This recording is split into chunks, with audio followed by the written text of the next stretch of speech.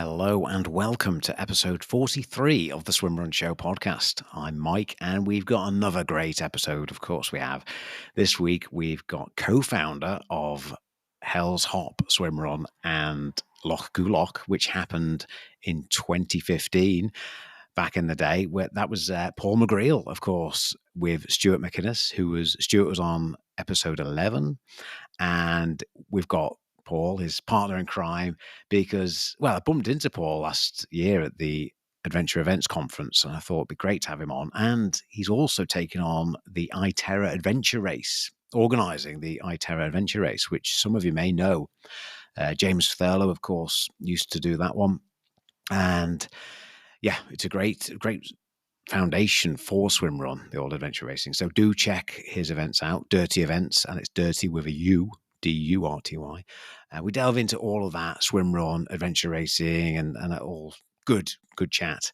And I'm basically trying to convince him, and maybe Stuart as well, to bring back Hell's Hop in the Outer Hebrides, because it did look really awesome. So before we have Paul, let's have a little look. BritishSwimRun.org have now got the event calendar published, so do check it out. Quite a few of the races are there. It's being populated as we speak, I believe. It's now Valentine's Day tomorrow, so not long till the kick-off of the season in Liverpool with the Eliminator, a great one to start off your season. Loosen off the old legs, arms, kit check, not too stressful. You're not going to get lost on this one. 3rd of May is the first one, and it goes on throughout the season. I think 28th of September is the last date. And there's 50 different races within all the events and distances in the UK. So 2025 is definitely the year for swim running, for sure.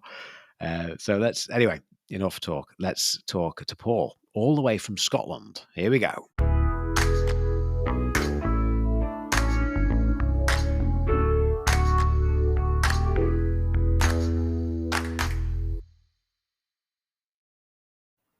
Okay, so we've got Paul McGreal here from Durty Events. How are you doing, Paul? Not bad at all this morning. Not bad. Yeah, all good. Good. So Paul was part of the team that hosted the first swim run in Scotland some years ago, nearly 10 years ago. And he does all sorts of events. We'll dive into all he does, including adventure races, proper adventure races, and everything in between. But in terms of the swim run side of things, there was the Hell's Hop and Loch. I believe you were part with Stuart McInnes. Yeah. Those were the two that we were involved in. Yeah. So what made you put those on, and do you think you'll ever, basically, I want to know, do you think you'll ever bring them back? I did ask Stuart, and he was kind of 10% considering it. But what are your thoughts on those events in the future? Let's go in order there. So I mean, where did they come from? Where did those events come from? It was so Stuart and I. Stuart in this case is Stuart McInnes, as I suspect people know. Stuart and I had known each other for a while. He ran a triathlon shop in Edinburgh. I was a kind of an embryonic event organizer, kind of 2010, 2011, 2012 kind of time. And we both had a bit of fascination for kind of the slightly more adventurous end of the scale. Stuart, I think, had been to Othello. I was aware of it. I nearly raced it many years ago, but it kind of never happened, which was a shame. I kind of regret that. But we were interested in those kind of slightly out there events. And swimrun there was a boom. There was a boom beginning about that time. So this is kind of 2013, 2014, probably, something like that. And we were just interested in the concept. And we thought, what's Scotland got? Well, we've got loads of water. So we have the potential here to make this happen in Scotland. Brilliant landscape. And we had the we'd got the knowledge that we'd gained through Keltman, and we had a bit of an audience. Perhaps people trusted us. And so therefore, it was worth a go. Yeah. And for Loch, which is, it's the Gu is 2 in Gaelic. So Loch to Loch. So it's basically a direct rip-off of Urteleur, but inverted. We were moving from body of water to body of water via land. The kind of the mirror image of Urteleur. We thought we were being clever, basically. So that happened. So we recreated Loch Loch. I think it was the first, not by much. I think Alan Anderson did something fairly soon afterwards. He did, and didn't he? Swimrun Yeah. started to kind of grow. Yeah, I think he did. I think maybe his Loch Lomond event. I can't quite remember. It was a while ago now. Yeah. So Loch was created, and Hell's Hop kind of came a bit later. We can touch on Hell's Hop if you want. Are they coming back? Don't know. Never say never. Never say never. I mean, Loch was hard. I mean, it was a really hard course. It was long. I suspect it was probably the longest. It was kind of Otelo kind of toughness. It was that kind of length. Yeah. And the water temperatures and all those kind of things just made it hard. Yeah. Spectacular, though. Wow. I mean, what a place. What a race. Yeah. Hell's Hop was bonkers. I still wake up in cold sweats about that race. Will that come back? I don't know. I'm not sure I'm brave enough anymore. Well, yeah, it's funny because I was looking at the Outer Hebrides, which is where it was, right? Up there. Correct. And it's perfect in terms of geography. Let's put the wind aside and maybe water temperature aside a little bit. But in terms of the land and water, it's perfect, isn't it, for swim run? I mean, if it wasn't so wild. Quite. And, on paper, and that's exactly it. You've nailed it. On paper, that is the most incredible race in the world because it has. I mean, it's just the Hebrides are just a magical place. There's an atmosphere, there's a culture, there's a kind of edge of the world feeling out there. Just going there is an adventure. It's an incredible set of places. It's not one place; it's a set of places. Beautiful, just achingly beautiful. And because of the geography, there's the opportunity for all sorts of kind of styles of swimming as well. So there was fresh water, there's a little bit of moving water, there was sheltered sea, there was kind of open sea, there was all sorts of stuff. Huge variety on that course. But yeah, the weather also smashes into the west coast of Scotland in a fairly spectacular way, as it did on race weekend, the one and only race weekend. Yeah. So our original concept for that race was that we were going to swim across. The start of the race was going to be swimming across the Sound of Barra. So from the island of Barra to the island of Eriskay, which is pretty audacious, actually, with hindsight. Yeah. I'm not quite sure what we were thinking. It is doable, but it has to be perfect. It has to be perfect. I think it has been done. I think at the time we thought we'd found maybe 3 or 4 people had done that swim. And then we were talking about making 100 people do that swim in one go. So it was all pretty audacious. Yeah. Not knowing their abilities. And we just kind of knew that conditions were going to have to be perfect for that to be doable at all. So we backed away from that, and kind of had this, this slightly less ridiculous course that started in Eriskay. And kind of wound its way around Eriskay Island, and then kind of parallel to the causeway that links Eriskay to South Uist, and then a couple of kind of freshwater lochs up on the hill, and then back down to the west coast, 2 or 3 swims on the west coast, I think it was, and then back inland for a final swim that had a bit of a kind of a personal portage stage in the middle, and visited a little kind of broch, an old castle. Brilliant course, brilliant course. But what happened was the weather came through that weekend. So, and it was just it. So the as I recall, the day before the race, the island was cut off. You couldn't get in, you couldn't get out. There were no ferries, there were no planes, not even to the kind of the interlinking islands, let alone the Scottish mainland, but even the interlinking islands. It all went because the weather was so bad. God. So we ended up. I mean, we had competitors, and certainly one of our key marshals, couldn't get any further than Barra. I think they got as far as Barra on the plane. I think they kind of managed to switch to the flight that came out of Glasgow Airport, and then got stuck on Barra. So they're now on a different island with the race starting the following day. Anyway, so all of this chaos was going on. The weather was terrible. Mm.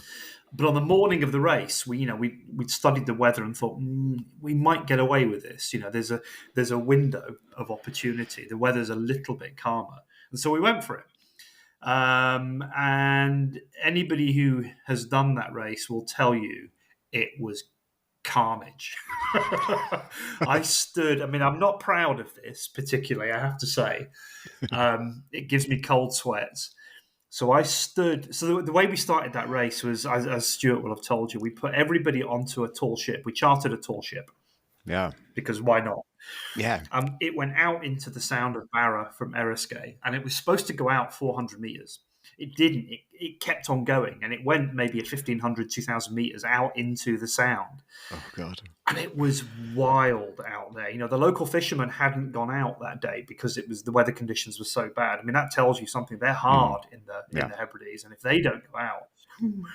So I sat there on the harbour wall at Eriskay and watched this unfold, and it was horrible because not only was I losing sight of the swimmers, I was stood there on the harbour wall, essentially the end of that swim section, couldn't see the swimmers. I couldn't see the safety kayakers. I couldn't see the safety boats because everything was going up and down so much. The teams got split up, people were being dragged into safety boats, and it was all okay. Yeah. But not good to watch. Yeah. It was terrifying. So, will it happen again? I'm not sure my nerves would take that anymore. It was brilliant. I think those that were there, it's one of those kind of stories that you kind of go, were you there, man? Were you there? It was one of those. Yeah. Yeah.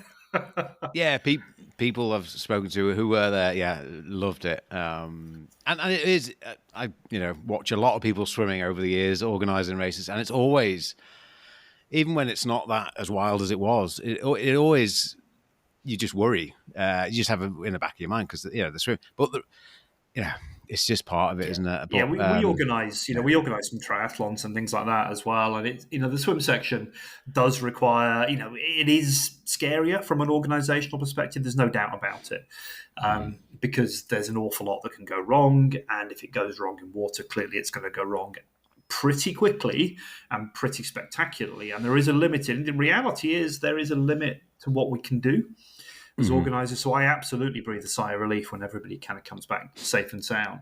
And swimrun, is clearly quite, demanding of organisers in that respect, in that, it's not just a swim that ends at a point in time, but it's that kind of, it's the fact that the whole thing is elongated and there's multiple locations and all that kind of stuff. Yeah, it's an interesting experience as an organizer. Yeah. Well done, because it did look epic, and I love that boat jumping off the tall ship as a start.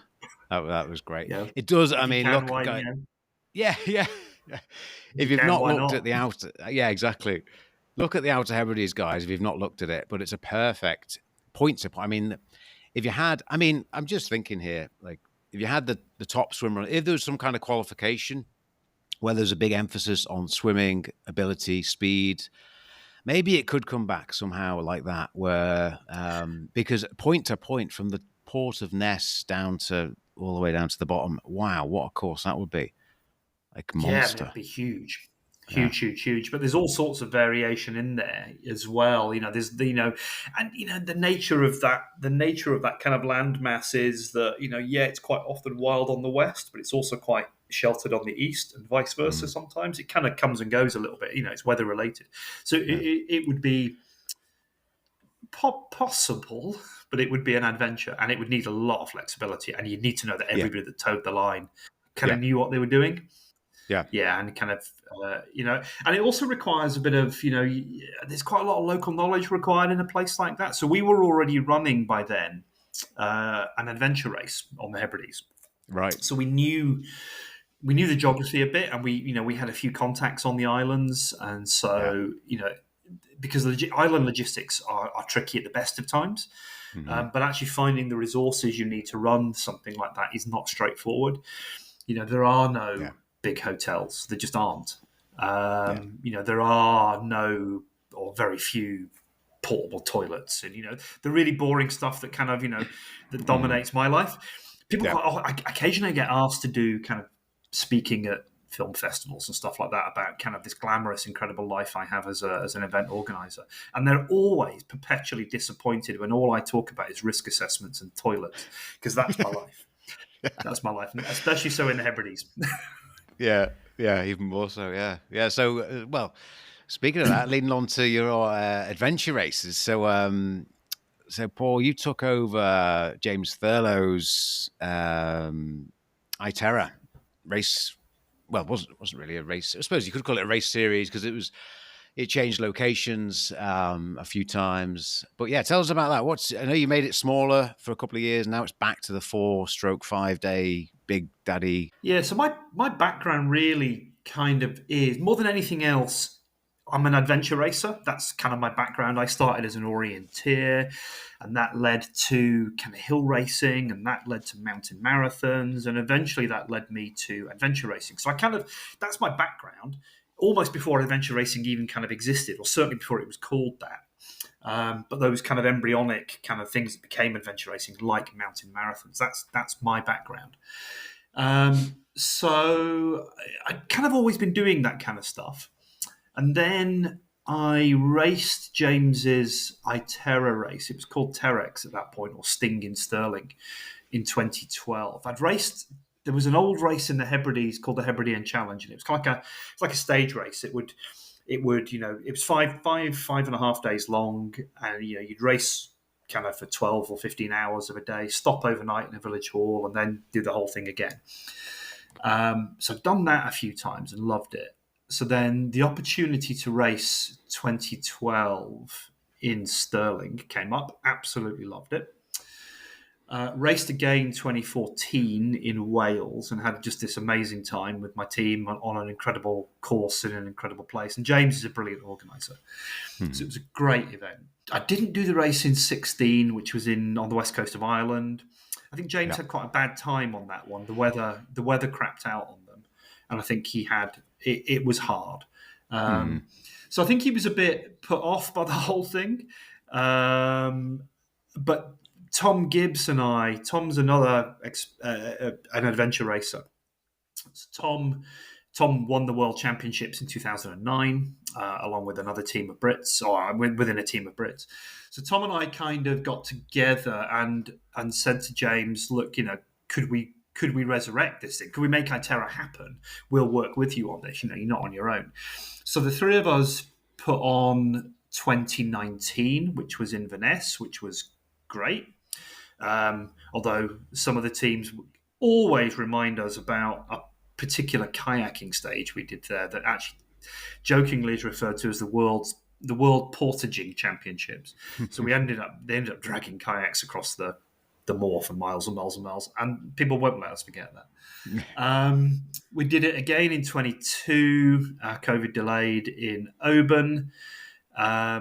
And then I took over. So I did kind of 2019 and 2022 was my apprenticeship, really. I was kind of learning at the feet of the master, Mr. Thurlow. And I took over in 22. After 22. So Tom and I have organised 23 on a 2-day format. Where was that? That was south of Scotland. And then 24, we did Wales, Snowdonia. Yeah, I saw that. Yeah. And then we're back with the big one this year. We're back with the big one in August 2025, based out of the Cairngorms. Yeah, brilliant. So just a bit of background. I mean, many of the listeners know the kind of adventure race background of swimrun in a way. But it's a coincidence. I bumped into Paul at the Adventure Sports conference last year. And I just realised I did the same. I did the Terex in Stirling in 2012. That was my first. I didn't know what I was doing, but there was one guy, Dan Karavik, works for James now. He was in our team. And then Dan, my friend, asked me to come along, and Abby. So we had a team before, and it was brilliant. The good and the best thing about it was Dan Karavik was the most experienced in the team in terms of adventure racing. and we just all decided we'll go short course, which was I think was about 400k or something, and we just ticked it off, had a great time. Yeah, it was hard, obviously, but it wasn't like proper pressure with the long course, so went well. We signed up to the Wales event, and we got a bit cocky. Tried to do long course, got destroyed. So I've the never long made that. course, I've never made that mistake. yeah, no, that was a big mistake. So that's about long course is 600k ish, and it means you've got to hit every single checkpoint. Some of the listeners might not know this, and first day we'd bitten off more than we could chew, and anyway, didn't go as well. But um, it's a great if people are unsure about the bigger swim runs. I found that a really good foundation for swim run racing, especially the longer Yeah. ones. So check out like these Paul McGreal's races are all at Durty events, and this one in Scotland. I think you've got a 2 day and is it 4 or 5 day the long one? We're expecting, there's two events that run in parallel. The big Iterra is we're expecting a winning time of 4 days, 100 hours, Right, give or take. right, But then we're going to run the 2 day format as well in parallel. So the big race will start, and then it'll run for a couple of days, and then we'll start the shorter race. So both races, which will take 2 days, 2 to 2.5 days. So both races will finish within the same window. And I think you're right about kind of adventure racing and kind of this relationship with swimrun. It's the same, essentially it's the same sport. Just with a few more disciplines. So we just kind of add mountain biking and ropes and navigation key to the to what exists in swimrun. They come from the same place, and several of us. I'm an example. We there are organisers who do both. Staffan, who's involved in Erteleur, obviously these days, also has an adventure race called the Nordic Isles Adventure Race. I raced it in the Faroes a couple of years ago, and it was brilliant. So there's a really close connection. The beauty of something like Iterra has a slightly, and you hit on it. Iterra has a slightly different format to most adventure races. Most adventure races are a linear course. You visit the checkpoints, and that's that. Iterra, most of the checkpoints are optional. So there's a bunch of mandatories, which kind of shapes the course. And we call those the short course. If you hit all the mandatories, that's the short course. But there are a bunch of these optional ones as well that kind of form loops and various other things. That you don't have to do them. If you're a team that you've decided, perhaps a bit late in the game, we are not actually a long course team, that's fine. Don't do the optionals. But the beauty of that is that it means that a range of abilities can get something out of the race. If you're pushing hard for the win, crack on. Fill your boots. But if you're here to test yourself and challenge yourself and see some cool stuff and just have a general kind of adventure, it's perfect for that as well, because the way that we construct that course, we actually start in terms of the course planning. We start with the short course, make that good, and then add the frills, if you like, that become the long course. So yeah, it's a range of abilities. It looks pretty daunting on paper, but anybody who's capable of kind of one of the longer swim runs is absolutely capable of an adventure race. Absolutely. yeah, I'd agree.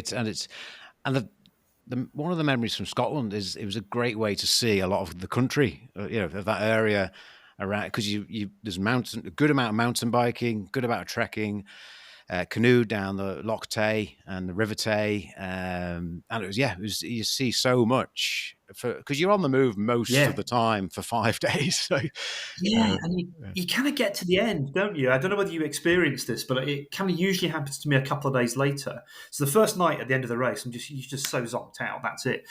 But the second night, I kind of can't sleep after an adventure race because all the stuff that's happened is being processed in my head on that second night. And you realise, just how much ground you covered and how many experiences you had. And you're right, it's a great way to be a tourist. yeah, And again, one of the other things that we're trying to do as course planners is we're trying to kind of show you stuff that you might not have found yourself.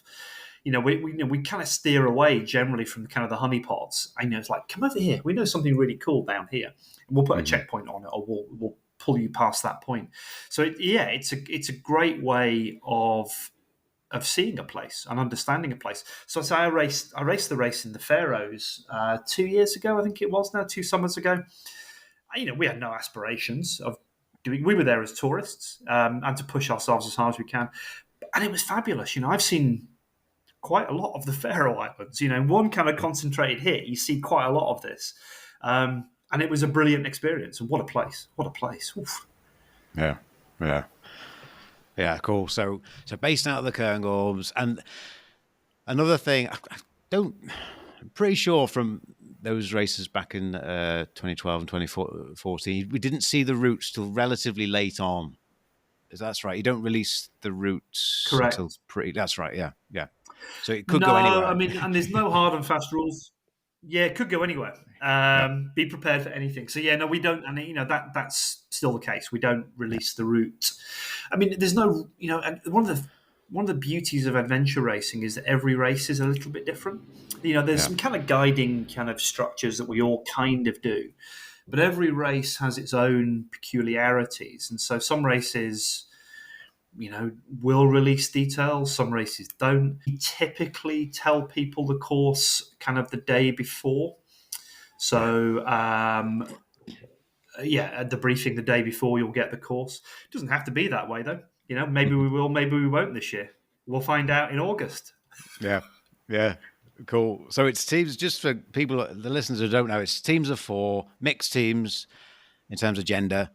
For the long one, the 4 or 5 day one, and then the 2 day one is pairs, or is that right? So not so pairs or threes. Yeah, yeah. It's pairs. Pairs Right. for that one. So that was really kind of having kind of run these 2 races in 23 and 24 on this kind of shorter format. I kind of realised actually they were initially, certainly the one in 23 was a stopgap measure. I didn't have time. It's a long story, but I didn't have time to organise a full 4 or 5 day race. And so Tom and I decided that we would do a 2 day race because it was a bit more manageable to put that together. And we actually did it. So it was in the south of Scotland. I live in the south of Scotland. So actually quite a lot of the planning on that was very straightforward because I knew it and Tom knew it. And so it was it was a slightly selfish stopgap measure to make it easy that we could deliver something in 23. One of the things I realised during that race was that this pairs format and this shorter format was popular. People liked it, and they were getting all of the experience of the longer races, but in a more manageable time frame. Mm-hmm. And that felt like it was a useful kind of step on the development ladder, if that makes sense. Because we have it in the UK. We have a bunch of these kind of shorter races, 5 hours. So Joe and his team are an organisation called Questars are doing these 5 hour races. There's the Open 5 event. There's one of those in Keswick this year. We also run Keswick Mountain Festival, so it's at our festival. So Adam Marcinovich is running that in Keswick. So there's a bunch of these short races, and they're great. They're fantastic. Oh, Maria at Burn as well. There's another one there in South Wales. But how do you get from a 5 hour race to a 5 day race? How does that happen? Yeah. Those are not the same thing. Mm-hmm. And that 2 day format, it's become obvious that actually that's quite an important step on the chain. But it's also a thing in itself. People are clearly entering that 2 day race because that's what they want to do. And why not? It's easier to get one person, and become a pair than it is to get another 3 people and be a quad and then hold that team together. Yeah. So I think that 2 day format's here to stay. I think it's here to stay for sure. So we're already talking about 2026 and what we'll do with that. And that will be a 2-dayer. That's the plan at the moment, 2026, probably in the southwest of England. Oh, nice. So there you go. That's news hot off the press. That is right. Exclusive. Yeah. Brilliant. Well, that's great because there's a whole bunch of. I mean, obviously Scotland is an awesome place for adventure racing, but some people probably would appreciate less travel from the south. Yeah, that'd be good. Yeah. Yeah, it's partially that, absolutely, that Scotland has hosted a few of these races now over the years. And there's a good reason for that. The terrain is incredible. We have these access access rights that mean that we can Yeah. do quite a lot more in Scotland. And there's a lot of wilderness. Of course, nothing's wilderness, but anyway, that's a different discussion. But there's a lot of these big wide open spaces in Scotland. So there's a reason why there's a lot of those races have been held there. But one of the other things that occurred to us with the 2-day format is that it opens up other parts of the country. We couldn't put a 5-day race into the southwest of England. There isn't enough terrain. When you're looking to cover, as you say, you're looking to cover 500 or 600 kilometres. There's just not enough. And there's ditto South Central, New Forest kind of area or Penn. There's just not enough space. But the 2-day format, when we only need a couple of 100 kilometres, 250, something like that, that opens up other parts of the country. And so we can kind of go and explore those places as well. And I'm kind of quite excited about the Southwest in many ways because that's where I grew up. I grew up in Devon. So it's an opportunity to go back and kind of revisit some of the places I knew as a kid. Cool. And how did I looked at the Wales one? I couldn't make it that weekend. I would have liked to have entered the 2-day last year, 2024. How did it go? Was it based out of Dolgellau? It was based out of Dolgellau, and Gary Davis and Adam Rose were the course planners and did a brilliant job. They did a fantastic job. They both live in Wales. They love Wales. Clearly, there was a passion there with them, and so they came up with this spectacular course. So it went really well. We got a really good number of teams. We got, I think, something like 40. We've got about 160 people at it, which I think makes it one of the largest races in the country, adventure races, that's ever been held in the UK. Anyway, the course was a secret. We didn't tell anybody what we were doing until the day before. So we started that race in Llandudno with a little run around Great Orme. And then the kayak section went up the Conwy, the River Conwy. Which I'm not sure anybody predicted. Maybe they did, but I've not come across anybody who did yet. So the whole thing became an A to B. It kind of started at the top and worked its way back down to Dolgellau, but you just picked up some incredible terrain across the Gliders and the Molwins and the slate mines around, excuse my pronunciation, Blaenau-Festiniog, all that amazing terrain in Wales. I was blown away by it, I have to say. I didn't know Wales particularly well. I didn't know Eryri particularly well. And that organising that race gave me an opportunity to go there, and I was blown away by kind of that part of North Wales. It's absolutely fantastic. It really is. Yeah. Everybody should go. It's an amazing place. Yeah, it is. It's a lot of people say, because I know, well, obviously I live in Wales now, and I've been around Wales for a long time, and I assume people know, but a lot of people tell me Wales is like, it's almost still a secret, like some of the places. It was to me, and I don't really know why. I don't know why. I just never had cause to go there, I don't think. And then when I went there, I was blown away by it. So I will be going back, and I will be going back, and we'll be going back. So I know that there's a bunch of us are talking about my riding buddies from home. We're talking about doing the Tros Eryri, the kind of the mountain bike route that goes from I think it's from Machynlleth to Conway or somewhere up there. I'm not quite sure. The plan is to do that in May. That's our intention. Oh, cool. So I'll be back. It's a beautiful place. Yeah, it's good. Well, we've I don't know. We talked off air a little bit, but we've got I've put a one water race team together, and we're having a training weekend soon, doing pretty much the whole of North Wales, just to get in a 38-hour stint, moving together. Just to get that. That'll be an adventure. I mean, that one water race. I don't know much about it, but from what I've seen, that it looks amazing, and that it's an adventure race. At the end of the day, it is an adventure race, albeit without bikes. Yeah, exactly. So, see how that goes, and but hopefully, when you come back to Wales, if you do, I'll do another adventure race, one of yours. maybe. I'm sure we'll be back. It's kind of Dolgelly as a location. So we approached Dolgelly from the north, so we did quite a lot of that up in the north of the town, but we didn't do anything south of the town. And there's at least another race to be had. Yeah, Probably out of Dolgelly again, because the venue we used was great. So I think there's another race to be had out of Dolgelly. yeah, So watch this space. Never say yeah. never. There's Never say plenty. never. You've got the Maudak estuary, Cadair Idris, Dovey estuary, and Yeah, then all the Taran Hendra, all those mountains, and going towards the Cambrian. Yeah, there's definitely another. there's loads of terrain There's down there, loads, and isn't that's there? kind of one of Yeah. the things about. It's one of the things about this that's I think is going to be interesting about Cairngorm this year.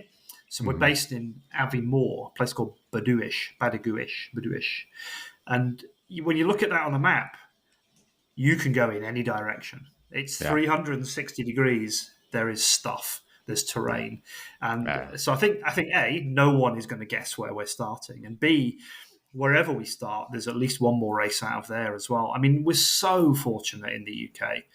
We're not the biggest place in the world, but we have some incredible terrain here, Hmm. land and water. And that's true across the country. We've got some incredible places. We're so lucky. Just before must mention the just thinking about the front of the pack now in Scotland. So you're expecting a kind of 100-hour finish time for the first place ish, and that would be long course, would it? That do you think? Yeah, the way we rank things. I mean, again, this is an Iterra peculiarity. This is not the way other races work, really. So the way that we structure the course, so the long course is all of the checkpoints, all the mandatories, all the optionals. It is possible that a short course team who's just kind of visiting the mandatories could get ahead of a long course, even a fast long course team. They could get ahead because the short course would allow that. So we hold those short course teams at transition areas. So there's maybe 13, 15 transitions, something like that. A concept that will be familiar to swim runners for sure. Um, but we hold the short course teams at transition. So if a short course team gets there first, we hold them until the first long course team has passed. So we should end up with the first team across the line being the winning team. That's kind of what that's for. But yeah, that 100 hours will be a team that has done everything, Yeah. all of the checkpoints, and then there's a bunch of other. There's usually about a third of the field will complete the long course within cut-offs. We start to impose cut-offs further down the line. Mm-hmm. So about a third will be long course teams, and they get ranked. And then everybody else, missing the optional ones is fine, but we kind of that accrues time penalties. So they just get added to your race time.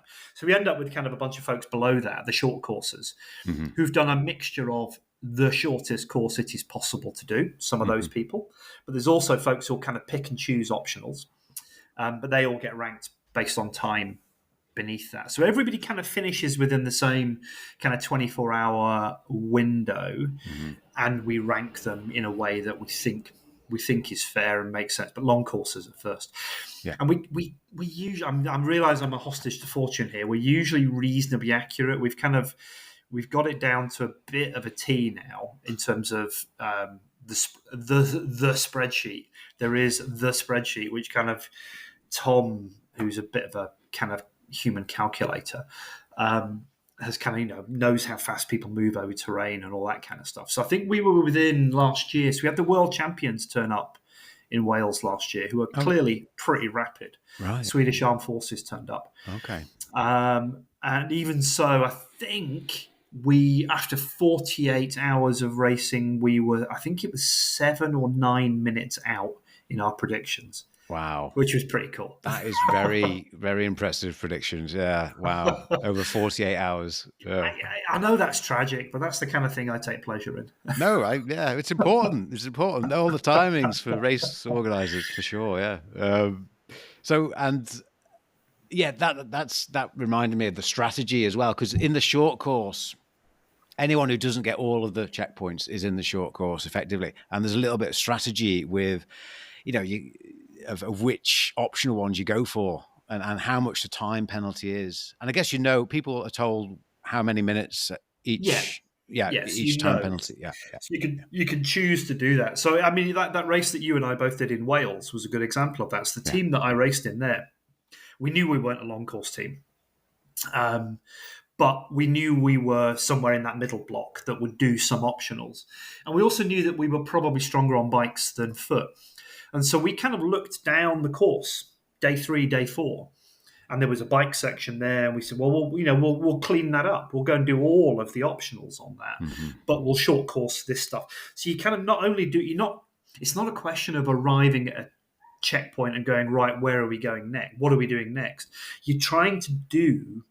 It's an interesting balance, isn't it? Because you can't contain the entirety of a 4-day, 5-day race in your head, and actually you can't as you can't process that. You have to break it down into chunks. But you also have to have taken this strategic kind of overview a long way out. That we'll do that, but we won't do that, and that could be 3 days away. Mm-hmm. And working that out. There's a famous story. I won't get the details right, but broadly, so Tom Gibbs, Nick Gracie, Nick, and and Warren, who won the World Championships in 2009. So I believe, I mean, they were clearly a brilliant team. They were a brilliant team. I don't think they were, if we're honest, they weren't expected to win. Right. But they looked at the maps and went, this course is not clearable. They did the calculation. Of course, in the World Championships, you're trying to clear the course. It's the expectation that you will clear the course. But I think they realised that it probably wasn't clearable and making the cut-offs. So they elected to drop a checkpoint or two. I'm not quite sure.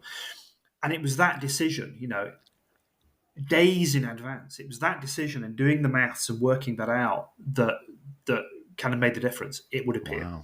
Wow. I don't know. That's the story I've heard. Hopefully that's true. I like it. That's interesting. That throws another element into it, that you could win as a short courser if no one completes all the checkpoints. Yeah. Okay. Yeah, I mean, we don't think that. I don't. That's not something I anticipate because, as I say, the way you plan it. Yeah. The way we plan it, and we've got a pretty good idea now of how long stuff takes, and so we're planning that long course to be 100 hours. I mean, it should be. So we know it's doable, or we think we know it's doable. So, but in theory, it's possible that if all the long course teams get that calculation wrong, then theoretically a short course team could win because they're all short course teams. It's possible. Yeah, it's possible. Oh, good fun. Well, more dot watching opportunities as well, I suppose, for people, which is a sport in itself. Indeed, the famous dot watching. Yeah, cool. Well, Paul, thank you. That's explained. Well, it's been a great little look back as well, and hopefully we'll get some swim runners entering your races and vice versa, and it'll all be good. Yeah, and maybe we'll see Loch and Hell's Hop on the calendar again at some point. Yeah. It's got to be. You've got to qualify, I think, for it because it's that kind of, and you probably have to have a 3 or 4 day window or something like that, don't you? Maybe, I don't know. Yeah, you're probably right. Something like that. I mean, it just we're all still slightly in shock from that race, and so we've not really properly considered it. Okay. Well, thank you for coming on, Paul. It's great to catch you up, and all the best. No worries, for thank you. 2025. Cool. Thank you. There we go. Paul McGreal from Durty Events. What a great guest. And do check Paul's existing events out. And who knows, he might bring Hell's Hop back. So Durty Events is DURTY events.com. So it's dirty with a U. And the adventure race specifically is called iTerra. So that's ITERA. Just Google that and it should pop up. Great races he puts on, and loads. He does like triathlons as well, runs, duathlons. Aviemore triathlon looks quite good. Not that I'm into particularly triathlon racing, but loads up there. So do check it out. I'll link to his event company in the show notes, of course. And maybe, send him an email. Say, bring it back. Bring Hell's Hop back. We'll be up for it. We like it. Bit of adventure, bit of rough, add a bit of whiskey. So there we go, guys. That's all for now. Hopefully catch up soon.